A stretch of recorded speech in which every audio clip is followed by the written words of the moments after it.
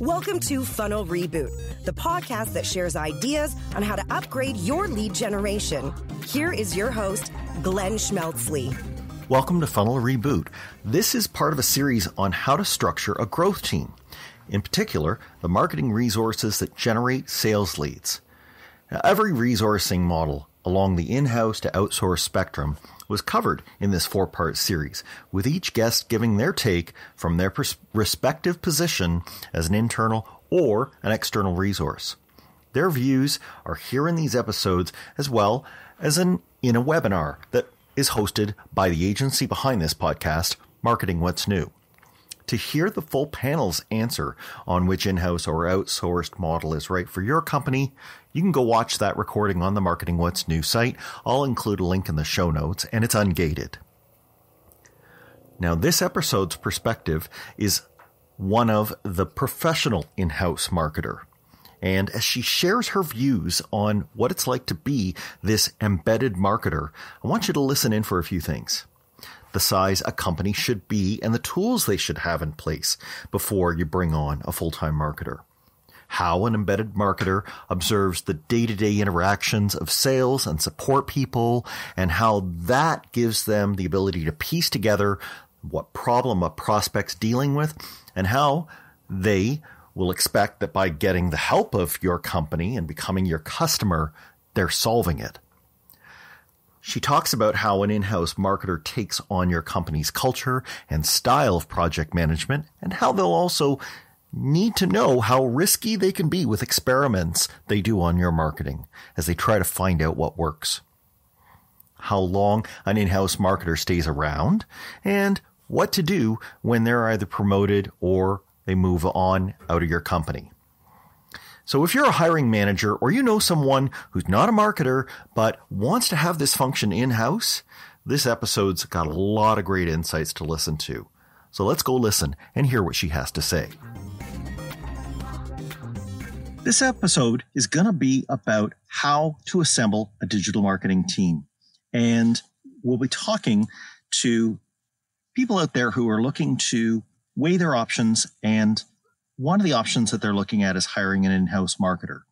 So if you're not a marketer, but you want to find out what a professional marketer who's in a completely full-time role for you could do, you'll want to hear this. And I've got a very special person to come on and talk to us in today's show. So why don't you tell us who you are? Hi, Glenn. Thank you so much for having me. My name is Jamie Walker. I am currently the marketing manager at APX Data. They are a technology company in the fire service industry. Nice. And you've worked in not just one company before. Can you tell me a little bit about the different types of marketing roles you've had? Yeah, so I've actually had about probably over close to 7 or 8 years of experience in working with primarily smaller startup companies. So companies that are under 5 years old. And in the last 4 to 5 years, I've really focused on technology startups in and around the Ottawa capital. That's great. And correct me if I'm wrong, but in a good number of those companies, is it fair to say that you're the only person who's a professional marketer? Yeah. Yes. In many of them, I am probably a team of one and work very closely with sales. Sales, and you've also been reporting to, of course, people what kind of backgrounds might they have if it's not marketing? Yeah, oftentimes I'm reporting to somebody that in the technology field, it's oftentimes somebody that might have an engineering background. Sometimes it's often the C-level or the CEO. So they'll have sometimes sales background or like a business background. So oftentimes they might dabble a little bit in marketing, but they don't have a marketing background. Okay. So, and before we go on too far, tell me a little bit about the general activities that you're brought into these companies to do. Yeah, so there, I don't know if we have time to list all of them because there can be quite a bit depending on what exactly your company is or does. But I'll go through like a typical day. Okay. So typical day is I check the website to make sure that everything is running smoothly. Oftentimes updates can happen and things go a little wonky, so I take care of that. I'll look into CRM, who's kind of coming in as a potential score for us or an MQL. I'll take a look into content. What is the content that is being produced? Are we on track to produce that? Who are the consultants that I need to talk with to make sure that certain tasks get done? If are there any paid advertisements that are taking place, well, I'll probably have to go in and take a look at those and see how are they doing. Are they hitting the marks that we want them to hit? Are they generating the leads that we want? Or is that something that's under my responsibility, or is that something I was able to have another consultant or agency take care of, and I need to communicate with them? So Right. At the end of the day, it's a lot of project managing. Yes. Yeah. Yeah. It does also sound like there has to be something in their company already that you have tools that are all up and running for you to walk in and start using. Can you tell me a little bit about, you've alluded a bit to some of those tools, but anything else to do with what else really should be set up, or what you've experienced works well when it's already in place before you walk in? Yeah. So, I mentioned the website. The website, at least having some form of website is really important. It could be I'm walking in the beginning and you want to like revamp the whole website. That is fine for me personally. I've done that often, many times. But at least you have some sort of content basis, something that I can read and start sinking my teeth into to get started. The other big one, and I just had a joke with my boss today about, CRM. If you threaten to take a CRM away, I think that would be my worst nightmare. I don't know what I would do. So at least having a CRM in place is really important. The other thing that, and it might get overlooked, but is actually having customers before I get into a role is really important to me personally. Some people might have a different opinion, but for me, when I'm walking into something, I want to know that you have customers that I can go and talk to, because I need to know their personality. I need to know why they bought with your software or bought your product. I need to know what their journey was. How did they find out? Why? All of that is really, really, and that's probably even more important than the actual stuff like the website and CRM and everything like that. Huh. Wow. I mean, I know there's probably something from a size standpoint here, such as, they need to have enough customers to bring in enough revenue to just justify the overhead of a marketing manager. But I'm hearing you say actually something that isn't even financial. It's more risk related. Like, am I right that you're saying you'd want to talk to real customers? Because if you were asked by a company to do a whole marketing program, but they couldn't point to a single customer that you would ever be able to interact with, that's risky?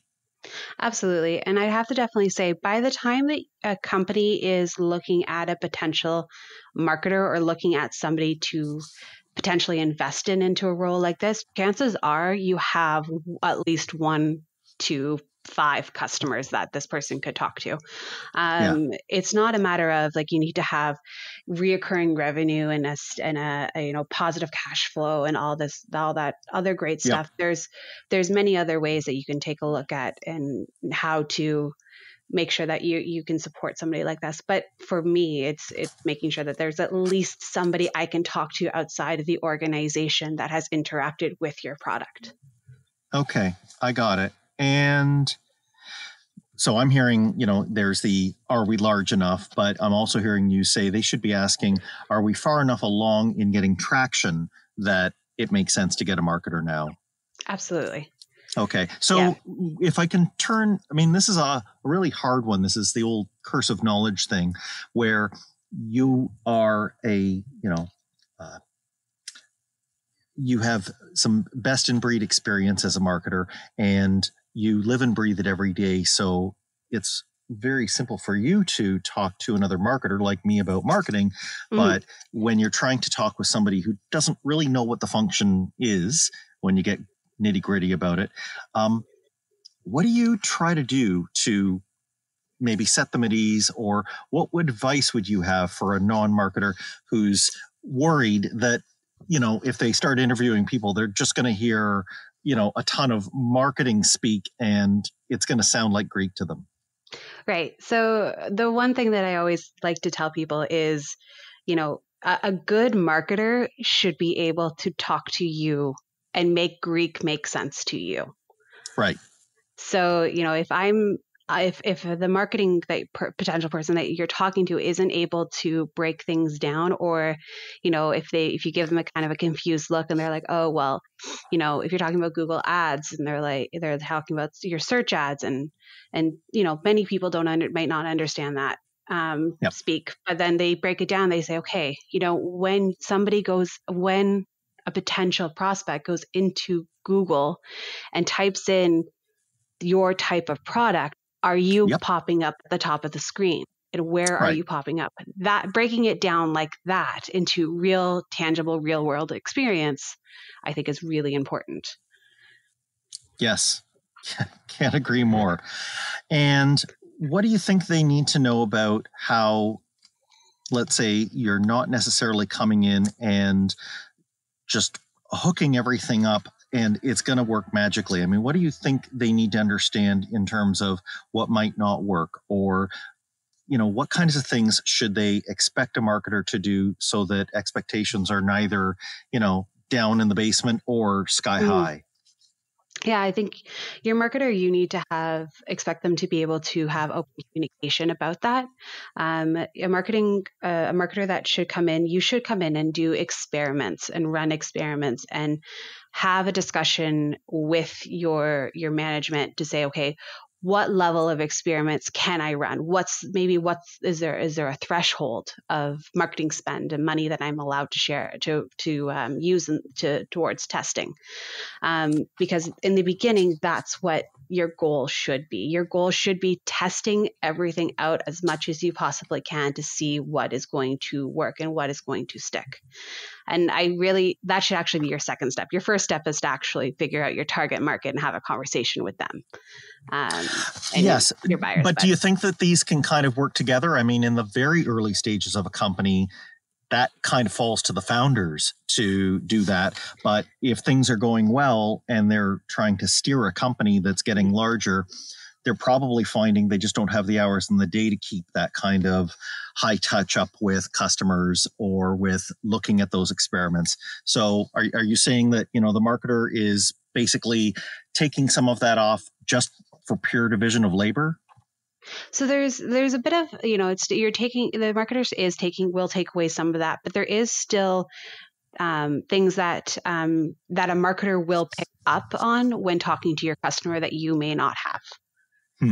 So you may have picked up on, they were okay with spending X amount of dollars for product. Well, the marketer is going to ask, where did you find our product? Right. How did you come across our product? Why would this even be a possibility? What emotions did it bring to you? And then there's different ways that a marketer might ask a customer how they did that. The other thing is, have that conversation also with sales, making sure that, there's that open conversation back and forth between your sales professionals and your marketer.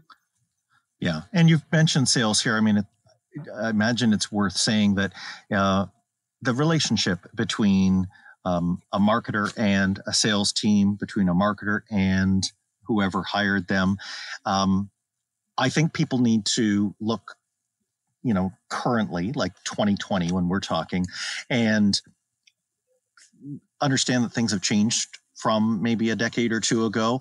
I don't know if you'd have anything to say on that, but, in my view, a decade or two ago, art marketing was the arts and crafts department that was simply there to do the bidding of sales or anybody else when, some new piece of collateral was needed.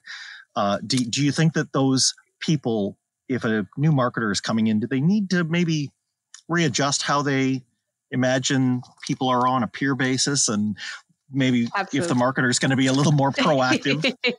Absolutely. So the one thing that has really changed in the last decade, and we've seen this really also change in the B2B world, because it started in the B2C world, but now we're seeing it in the business to business, is that 50 to 95% of the decision-making purchase is going to be made before they even talk to a salesperson, or even before they decide that, yes, you know what? Okay, I will request that demo, or you know what? Yes, I want to know the pricing for that.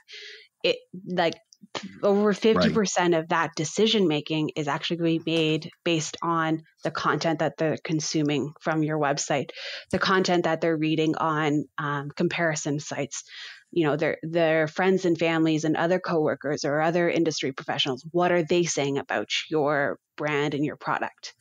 Right. That all of that content and all of that information all falls under marketing. It does. Not only you want your salespeople focused on the deals that could close. So the only choice you really have is to get a marketer who can get their ear to the ground, look through either data or real customer interaction, and pull out what is happening there. Yeah. I mean, I'm sold.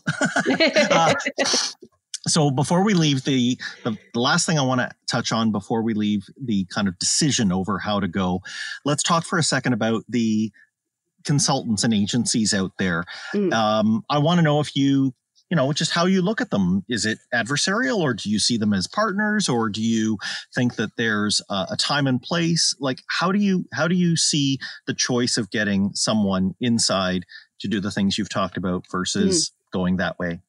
Yeah. So I am a big advocate for having consultants work with your marketer. I think it's a really important partnership.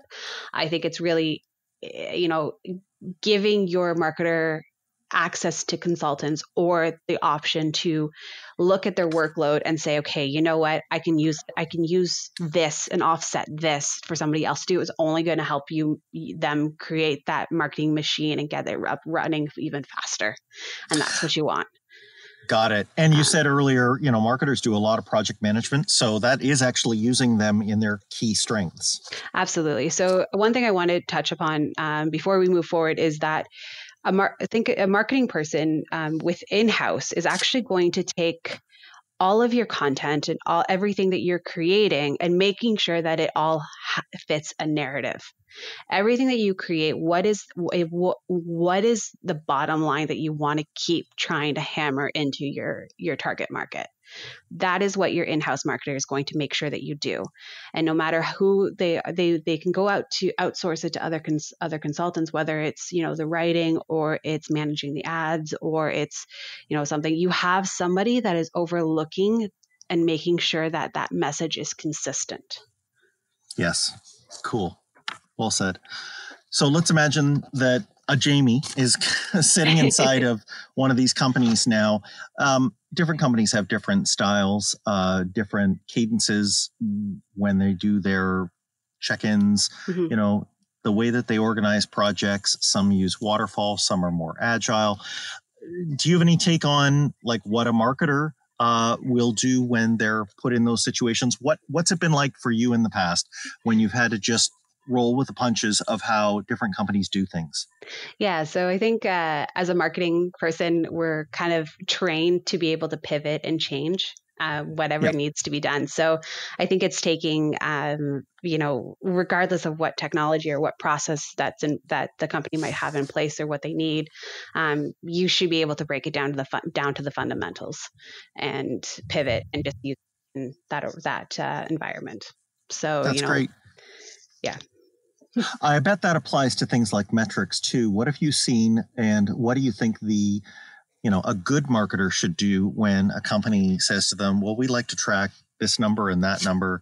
What do you typically do in handling that when they start? And let's even imagine that they're maybe not using the numbers that you would use. How do you over time, change thoughts so that the way that you think something should be driven as a program is actually the way it's measured? Yeah, it's a really, really good question. And it can be a difficult one as well. Because when you come in, you might have people that say, for instance, yeah, I want to track website leads. How many visits to the website? How long are people staying on the website? That's all really great, good information to know if your content is being consumed, for sure. But at the end of the day, is it leading to money coming into the organization? Yeah. That is, for me, that's, as a marketing person, while it's important that everything looks good, your brand is on point, it's talking the way that it needs to talk, I want to make sure and see that it's also producing dollars. It's producing the MQLs that you need. So whether that is, a scoring MQL that you're saying this to sales, this person has interacted enough with our content that they warrant someone to reach out to them, or it's someone that's actually saying, yes, can I get a demo, free trial, or can I try out your product or buy your product? Is it actually is that MQL converting to an opportunity and to a closed deal? That's Right. really important. So you're saying a good marketer will be like a dog with a bone on that. Yeah. And then they'll start to kind of work it backwards. So, okay, great. So this person closed and this made money for the company. Okay, so when did they become an MQL? What actions did they take before they became an MQL? Did they come in because they clicked an ad on Google? Did they come in because they read our email? Did they come in? And oftentimes it's a combination of these things. So yeah. That's cool. And I mean, you're kind of putting together a puzzle for me here, because I'd asked earlier about what do we do with that person that has like a pet website metric that they like to, roll out. The minute you get into that working backwards, I bet that the signal that you can produce that shows, well, this is actually the thing that is most closely associated with getting someone to end up being a customer. That whole set of metrics that they had before, I bet they probably just fall to the wayside. Yes. Yeah. If you don't have that, it kind of gets, they think like, okay, a lead gets put into a box and, that it's a black box that we can't see into it. Well, you can now.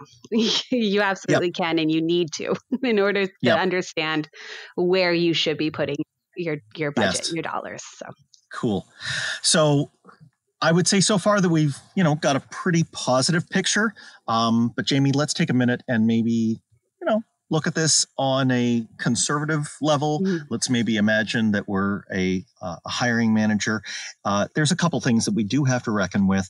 To have somebody like yourself, I mean, now you are, where you currently work, you're an expert in the fire services industry. I bet you weren't always, a pro at that.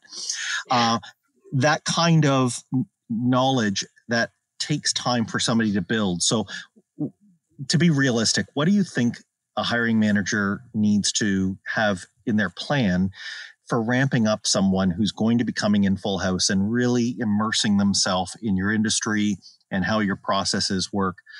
It's not the same as somebody who's just a, consultant who's coming in and out. So what do you think they should do to kind of make sure they're planning that right? Yeah, from a marketer's perspective, and thanks for the compliment. I am definitely not an expert in the fire service, not even close. And this is kind of the joke that I make all the time. How far are you into the job now? We're coming up to 6 months. Right. So. Okay. So I think we can say that 6 months is probably just. In general, that might be a better thing. If somebody was thinking like 60 days, we need to kind of at least get them around the idea that, no, you're probably talking 6 months, maybe more. Yeah, it really depends on, it depends on a couple of different factors. It depends on how, what kind of stuff in the marketer's background do they have? Do they have experience in B2B before, or do they have experience in B2C? Like, which is it that your company? That's a biggie.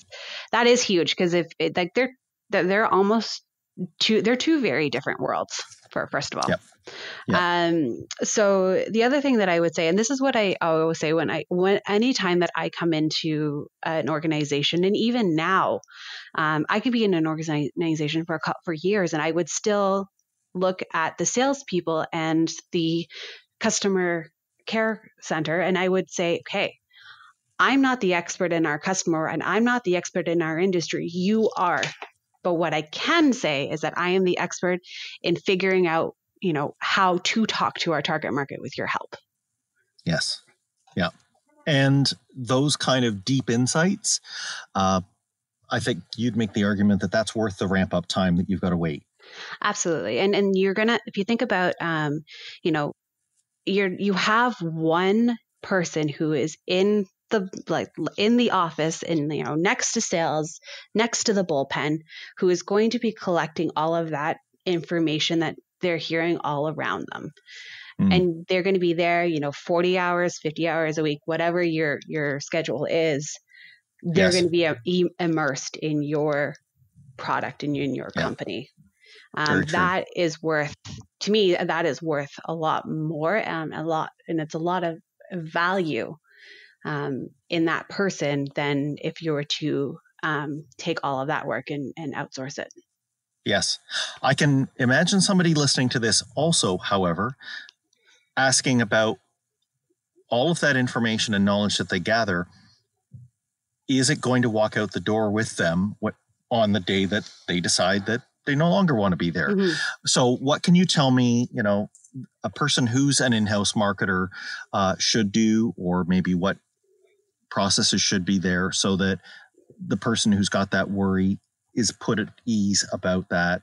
What do you think a company can do to make sure that the things that they have found out, all of that juicy knowledge that is collected, that can be put to use even after they're gone?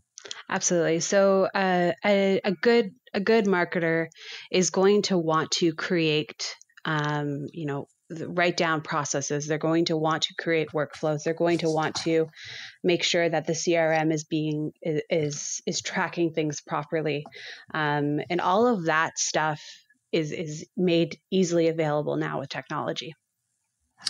More than ever, right? Yes, exactly. The rules are literally baked into the different tools. Exactly. So, good point. Yeah. I'll just say, like, if I'm ready to take a step to another company, in some way, I believe in encouraging people to grow and take that step. And if I did my job properly, those workflows are going to be in place. I will have had time to train the replacement who you've hired, or even better, you've taken your marketing manager and moved them into the CRM role. Right. There's nothing to say that they can't grow if they've learned all this stuff so far. Yeah. I don't know about you, I've seen many times when the eventual VP of sales and marketing chair is inhabited by a former marketer. Exactly. Right. Exactly. Like you said, they're immersed in the bullpen, and if they've, built credibility, there really is no reason that they can't. I do find that at that point you get into the number of hours there are in a day, and the fact that sales has a very different tempo from marketing, but it's would be a tremendous way to train someone up and retain that knowledge and allow them to, like you said, help the new people coming in. Exactly. How did you get to be in this kind of world of moving from company to company, where you've got your kind of, journeying skills, these highly transferable skills? Where'd you get them, and kind of how did you see that this was a really good thing for you to be kind of crafting your career around? Yeah. So this actually kind of takes me back. I've always been quite curious and interested in business as a whole. I come from a family that my father was an entrepreneur and runs his own business, and it always kind of surrounded me with different people in different fields. So, but what I loved about business was the interactions with customers. And that kind of sort of took me into, well, okay, how does that work with business? How can you talk to them? How do you get them to buy your product? And there's always, from a very early age, I've always watched how companies make money. And it's always just been that connection in my mind. So, when I graduated high school and kind of was like, well, what am I going to do with my life? I ended up going to school for marketing and marketing communications. And I've been I've been in that world pretty much ever since. I did take a short break out of it for a couple of years and then ended up right back into it, knowing that that's my passion. I love it. I don't think I could be doing anything else. That's great. And do you think that there are good signals out there that people who are maybe just starting as marketers, or they haven't even gotten as far along as that, like, are there any things that you would say people should stop if they notice that they have a knack for something and say, yeah, I actually should take it over in this direction? Like, the common one that everybody's talked about is writing, right? If you're a good writer, there's usually a nice, let's say a professor or even a high school teacher who says, maybe you should think about getting into marketing and Marcom. Yeah. But are there any other things out there like that make, to you, that's the hallmark of someone who really has it within them to move into being this? Because it's a huge, broad kind of skill set you have. And I'm just interested in knowing what you think about how other people can kind of self-select on it. Yeah. So I'll actually kind of, as a little tidbit about the whole writing thing, I was actually probably pinpointed a creative writer. Okay. But not the best writer growing up. Yeah. Okay. So while I was so I got points for being creative, but the output was not always as crisp as it could be. So so for anybody out there who might not be the best writer but might be thinking about a career in marketing, you can do it. It's totally fine. Yeah. We can make it work. And I'm in the same boat with you. Not considered to be the strongest at that, but to understand how writing can be placed in the realm of the thought process of a buyer, and where those little bits, like a trail of breadcrumbs, where they can kind of be inserted so that someone comes along on their journey of deciding that they want to take action. That is really the end of it. And whether it was you that wrote it or you gave it the first crack and it got a lot of editing, it doesn't matter. It can be, it's how it gets used. Exactly. I think I think for me, it's when I look at a potential person, do they have the curiosity? Are they interested in business and how we interact and how the public interacts? Do they, sometimes certain sometimes media can also help formulate and things like, are they willing to look under the hood of what's happening around them? That is, and that curiosity is actually probably even more important in my books than if somebody can write properly. Couldn't agree more. And it can even be along that entrepreneurial side when somebody says, I was on a school break, or I had an interest in doing something, or I actually found some, inventory that could be drop shipped from somewhere. So I just patched together a quick little website and I was starting to make some sales. The moment they kind of get that cause and effect loop understood, that to me, that person has it in their potential to be a marketer, because marketing is about harnessing that and figuring out, okay, so if I did it over here, can I do it over there? Exactly. Right. And it sounds like you've done it at firm after firm after firm after firm. And, you don't do that by accident. You actually do have to be disciplined inside yourself about getting into that causality. So I guess that's how I would kind of wrap up the thing that I see about it. Anything I haven't covered? So one thing that actually doesn't always get put into consideration is when you're considering whether we should hire an in-house marketer, is the cost of not hiring an in-house marketer and having all of that work outside of the business. So what I mean to say is that your testing could actually be a lot more expensive. You could end up spending a lot more money in the wrong places because you do not have somebody overlooking that project and measuring it properly. Good point. Would you care to riff on how it might also be true for the person who isn't a marketer who says, oh, I'll just handle it myself? I mean, you were giving the example of Google Ads earlier, and that is super easy. It's a credit card. So, do you think that there's maybe some things that somebody should be careful of if they are thinking that they don't need an in-house marketer and they haven't weighed that cost? Yeah, I think you definitely need to, one, you have to analyze what is your time? What is the time that you can potentially put into something like this? Because even just one single Google ad, I can guarantee you that it's going to be, a